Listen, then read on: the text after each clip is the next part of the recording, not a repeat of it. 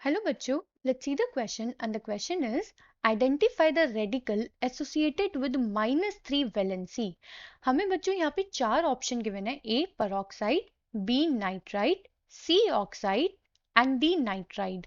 और हमसे ये बोला जा रहा है कि हमें वो रेडिकल फाइंड आउट करके बताना है जिसकी वैलेंसी कितनी हो -3। तो चलिए बच्चों इन सबके फॉर्मूलाज और वैलेंसीज देख लेते हैं।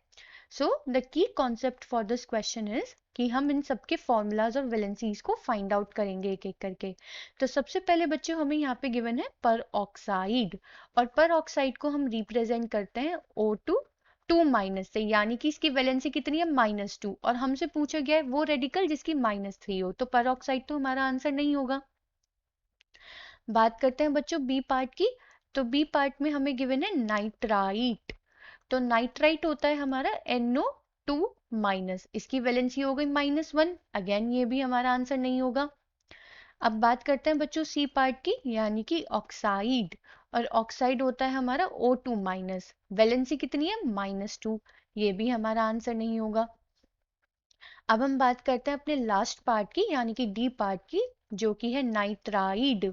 नाइट्राइड बच्चों होता है हमारा N3 माइनस, तो इसकी वैलेंसी कितनी है -3, और हमसे क्वेश्चन में पूछा गया है कि हमें उस रेडिकल के बारे में बताना है जिसकी वैलेंसी -3 हो। तो अकॉर्डिंग टू दैट बच्चों हमारा कौन सा ऑप्शन करेक्ट हो गया? Option D.